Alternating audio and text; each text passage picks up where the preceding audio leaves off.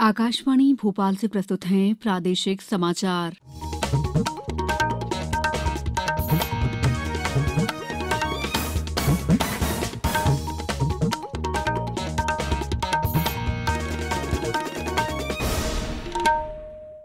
नमस्कार, समाचारों के साथ मैं दीपा सिंह। पहले एक अपील। देश में कोरोना संक्रमण में तेजी से वृद्धि हो रही है। आपसे अपील है कि आप सावधान और सतर्क रहें। 15 से 18 वर्ष के किशोर और अन्य लोगों को भी टीकाकरण के लिए प्रेरित करें। कोरोना के नए वायरस ओमिक्रॉन से चिंताएं बढ़ गई हैं। बचाव के लिए कृपया 3 आसान उपायों का पालन अवश्य करें। मास्क लगाएं, 2 गज की सुरक्षित दूरी बनाए रखें, हाथ और चेहरा साफ रखें। कोविड संबंधी किसी भी जानकारी और मार्गदर्शन के लिए राष्ट्रीय हेल्पलाइन नंबर 01123978046 और 1075 पर संपर्क करें। सबसे पहले मुख्य समाचार। प्रधानमंत्री ने स्टैच्यू ऑफ इक्वलिटी किया राष्ट्र को समर्पित। प्रदेश में नए स्टार्टअप के लिए होगा 100 करोड़ रुपए का वेंचर कैपिटल फंड। नई स्टार्टअप पॉलिसी भी बनेगी। नीमच जिले के 20 स्कूलों के 60 बच्चे प्रोजेक्ट मिराई के अंतर्गत सीखेंगे जापानी भाषा। और प्रदेश में एक बार फिर ठंड ने जोर पकड़ा। कई जिलों में रात का पारा 10 डिग्री सेल्सियस के नीचे आया।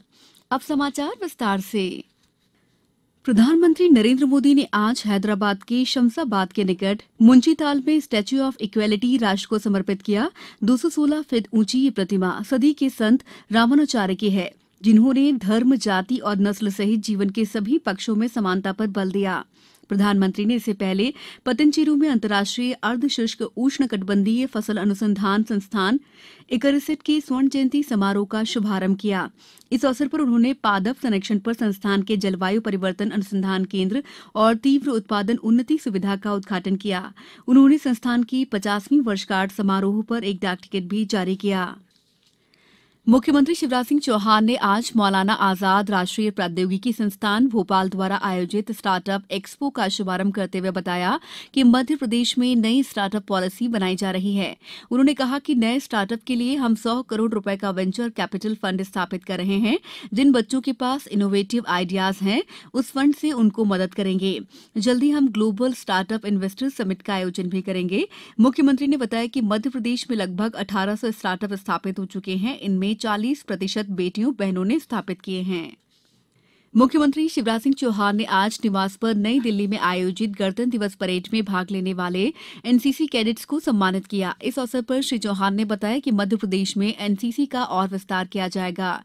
इस साल हम 360 सीएम राइज स्कूल प्रारंभ कर रहे हैं, वहां एनसीसी की यूनिट शुरू करेंगे।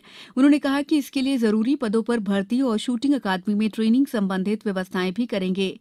मुख्यमंत्री ने कहा कि एनसीसी के प्रति मेरा दृढ़ विश्वास है। यही कारण है कि 2020 में जब कोरोना आया तो इसके विरुद्ध लड़ाई के लिए सर्वप्रथम मेरे ध्यान में एनसीसी का ही नाम आया। हर तरह के काम में सहयोग लेना है तो एनसीसी से बेहतर विकल्प कोई नहीं है।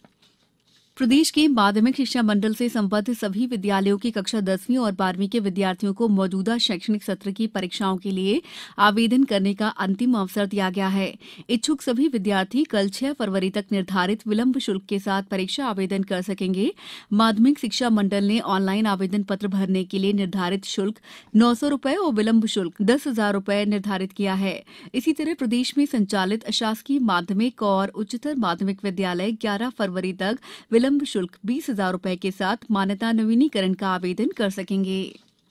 उच्च शिक्षा विभाग ने प्रदेश के उन सभी शैक्षणिक संस्थानों को बहुसंकाय संस्थान के रूप में उन्नयन की अनुमति दे दी है जहां स्नातक स्तर पर 1 और 2 संकाय संचालित हो रहे हैं।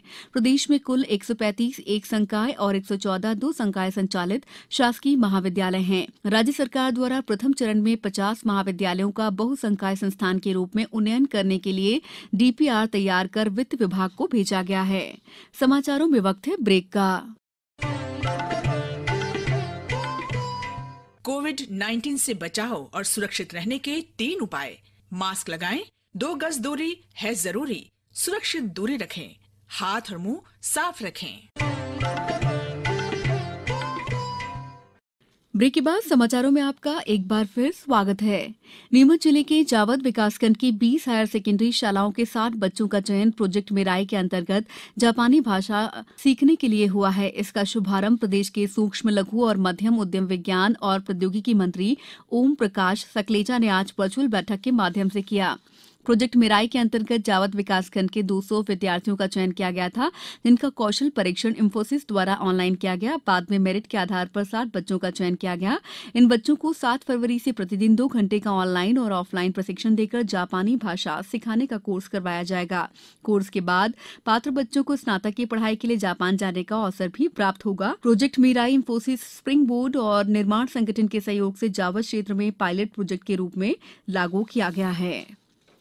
उज्जैन स्थित महाकालेश्वर मंदिर में हर साल की तरह इस बार भी बसंत पंचमी के अवसर पर महाकाल को सरसों के फूलों से सजाया गया। मां सरस्वती का पूजन और अर्चना भी की गई।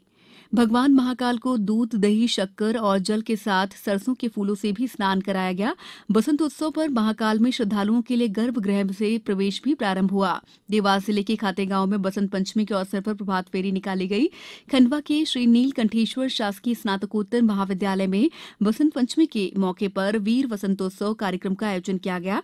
बैतूल में सरस्वती वंदना और वसंत गीत का गायन हुआ। प्रदेश में उत्तर की बर्फबारी के कारण एक बार फिर ठंड ने जोर पकड़ा है। बीते 24 घंटों में दिन और रात के पारे में जबरदस्त गिरावट दर्ज की गई। पचमढ़ी में सबसे कम न्यूनतम तापमान 2.5 डिग्री सेल्सियस रिकॉर्ड किया गया। वहीं प्रदेश भर में रात का पारा 10 डिग्री सेल्सियस के नीचे आ गया। छिंदवाड़ा, जबलपुर, खजुराहो, नौगांव, रीवा, सतना, उमरिया, बैतूल और होशंगाबाद में न्यूनतम तापमान में 4 डिग्री से ज्यादा की गिरावट आई है। भोपाल और ग्वालियर में पारा 8 डिग्री से नीचे रहा। इंदौर और जबलपुर में ये 9.5 डिग्री रहा। मौसम वैज्ञानिकों ने 8 फरवरी तक ऐसा ही मौसम बने रहने की संभावना जताई है। भारत और वेस्टइंडीज के बीच 3 मैचों की सीरीज का पहला वनडे कल अहमदाबाद में खेला जाएगा। सीरीज का दूसरा मैच जयपुर में होगा, जबकि सीरीज का आखिरी वनडे 12 फरवरी को कोलकाता के ईडन गार्डन्स में होगा। अब कुछ समाचार संक्षेप में। बद्रीनाथ धाम के कपाट 8 मई को खोल दिए जाएंगे। छतरपुर जिले में प्राथमिक स्वास्थ्य केंद्र राजनगर और सामुदायिक स्वास्थ्य केंद्र गौरिहार में ब्लॉक पब्लिक यूनिट हेल्थ केंद्र की स्थापना की जाएगी। शिवपुरी में आज केंद्रीय विद्यालय आईटीबीपी में 15 से 18 साल के 208 विद्यार्थियों को कोविड-19 वैक्सीन का दूसरा डोज दिया गया। गुना शहर के सौंदर्यीकरण के लिए स्वच्छता कार्यशाला का आयोजन किया गया। बुलेटिन के अंत में एक अपील, मास्क और 2 गज की दूरी, हाथ धोना भी है जरूरी। नमस्कार।